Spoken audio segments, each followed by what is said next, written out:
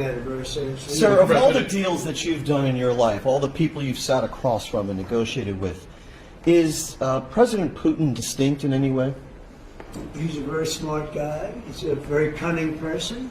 But I've dealt with some really bad people. But I will tell you, as far as this is concerned, you have to understand, he had no intention, in my opinion, of settling this war. I think he wanted the whole thing.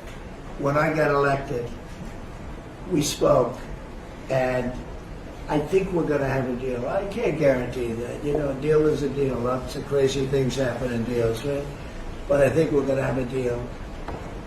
If I didn't get elected, I believe he would have just continued to go through Ukraine, and over a period of time, a lot of people would have been killed, would have lasted for a period of time.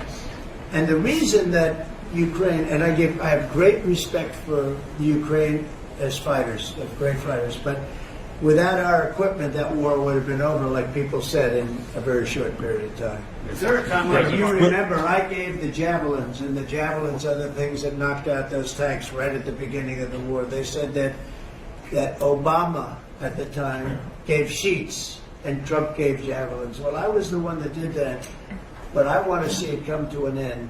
Will he have to make concessions, President Putin? Yeah, he will. He's going to have to.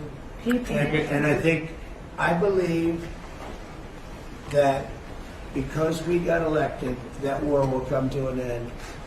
And I also believe if we didn't get elected, if this administration didn't win the election by a lot, that war would go on for a long time, and he would want to take the whole thing. What concession? The big question I had is, does he want to take the whole thing? But the reason, and the Ukrainians are good fighters, I have to say, but without the equipment, without our equipment, we have the best equipment in the world. We have the best military equipment in the world. Without our equipment, that would have been over very quickly. What concessions would you like to see? What concessions would you like to see?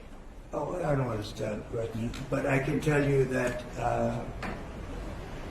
NATO you can forget about. I think that's probably the reason the whole thing started.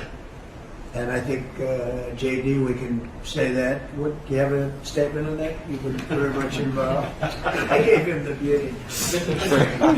Concessions from Russia. I mean, look, as the president said, we're not going to do the negotiation in public with the American media. He's going to do it in private with the president of Russia, with the president of Ukraine, and with other leaders. And I think that's how this has to go. I think that I just want to push back against some of the criticism I've seen in the administration on this, because every single time the president engages in diplomacy, you guys preemptively accuse him of conceding to Russia. He hasn't conceded anything to anyone. He's doing the job of a diplomat, and he is, of course, the diplomat in chief as the President of the United States.